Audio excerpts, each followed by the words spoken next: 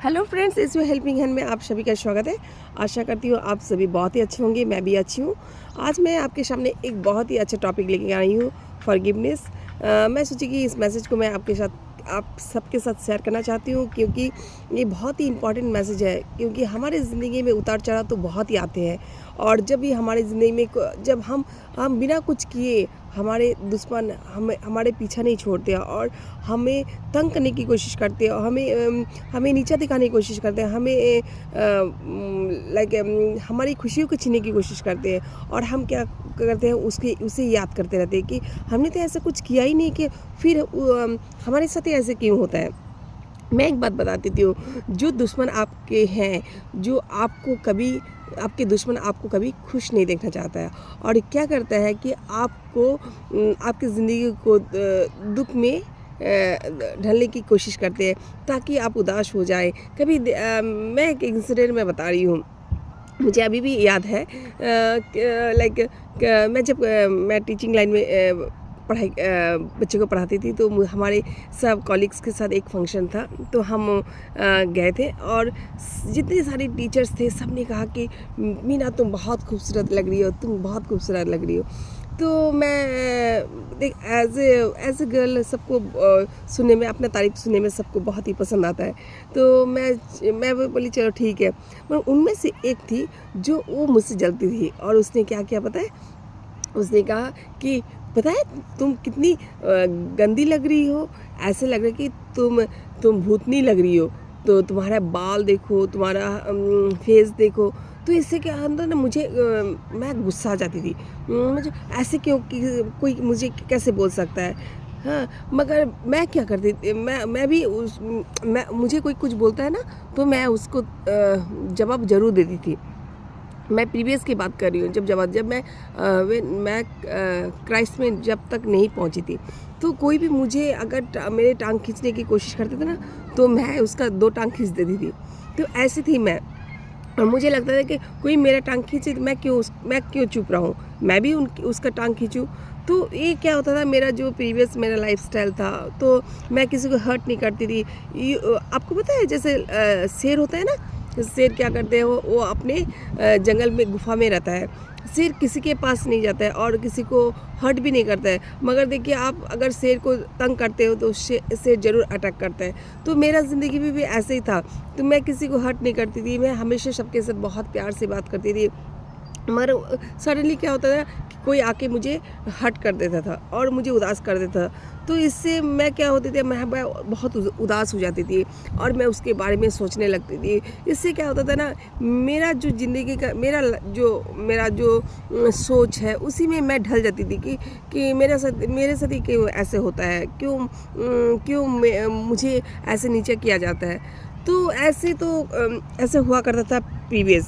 मगर जब मैं कम टू क्राइस्ट, तो मुझे एक चीज़ बहुत अच्छा तरह मुझे पता चल गया कि we have to live different from others. हमें दूसरों से अलग रहना है। कैसे अलग रहना है? वर्ल्डली लाइफ में और गॉडली लाइफ में फ़र्क यही है कि हमें अगर कोई हमारे एनिमी है ना, जो भी है, तो उनको हमें फॉरगेट एंड फॉरगिव करना चाहिए। इतना आसान नहीं है फॉरगिव करने के लिए, मगर जब अगर हमारे एनिमी को हम फॉरगिव करते हैं, इसमें क्या होता है कि हमारे ही फ़ायदा होता है। अब आप पूछेंगे कि क्या हमारा फ़ायदा क्या है?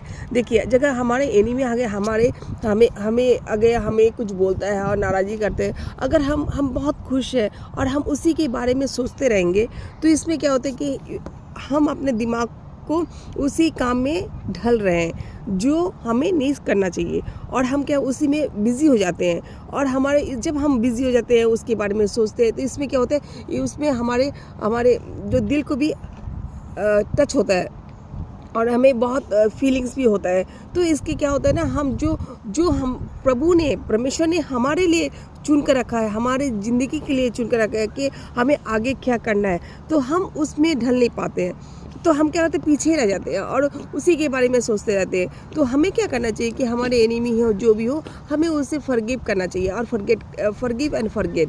क्योंकि हम जब फॉरगेट करते हैं, तो क्या होता है, हमारा दिमाग टोटली शांत, एकदम क्लियर होता है, और मन भी बहुत पीस अप रहता है। आपको पता है कि आप अपने मन में कुछ भी नहीं रखें।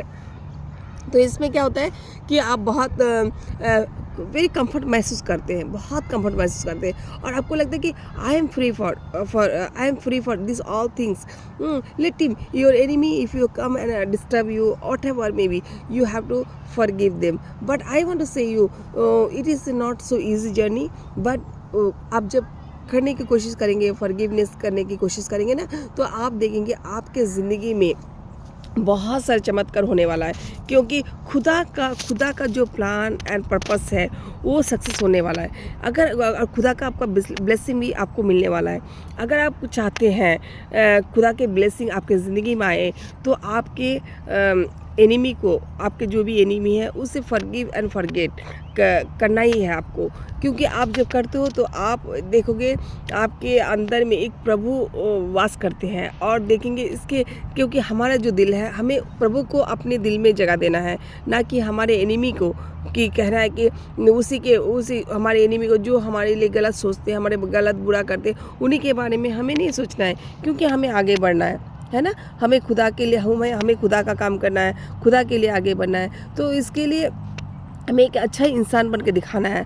इसलिए आप सबसे गुजारिश है, जब हम किसी को फॉरगिवनेस करते हैं तो इसमें क्या होता है, हमारा ही फ़ायदा होता है. और जब अगर एक ही चीज़ को हम बार बार सोचते रहते हैं, इसमें हमारे दिमाग में भी असर पड़ता है और दिल में भी असर पड़ता है. तो मुझे आप सबसे एक गुजारिश है कि आपके अगर कोई भी आपके एनिमी हो, कोई भी आपके भाई बहन जो भी हो, कोई भी हो, आपके दोस्त हो, कोई भी हो, यू अगर आपके साथ बुरा करते हैं तो यू से okay I am forgive you, this is your character, you know. मैं फॉरगिव करती हूँ, क्योंकि मैंने जब से स्टार्ट किया है अपनी ज़िंदगी में फॉरगेट एंड फॉरगिवनेस, मैंने देखा कि मुझ में बहुत चेंजेस है. मैं हमेशा खुशी महसूस करती हूँ. इस बहुत इजी नहीं है, मगर मैं सच बताती हूँ, जब खुदा को आप बुलाओगे, खुदा से कहोगे God give me that gift, मुझे एक गिफ्ट चाहिए, फॉरगिवनेस का गिफ्ट, मैं ताकि दूसरों को फॉरगिव कर सकूँ. खुदा से मांगना है, तभी जाके आप खुदा के बच्चे कहलाएंगे. तो मैं आप सबसे गुजारिश करती हूँ कि please work in your life. आप अपने ज़िंदगी में आगे बढ़ना है और अपनी कामयाबी तक पहुँचना है, तो आपके एनिमी को फॉरगिव करना ही है आपको, और forget. That is my message, and please work out that you see the changes on in your life. Thank you so much for watching my channel. And I just want to say, if you like my channel, share, like and subscribe. And in Jesus' name I pray. Amen.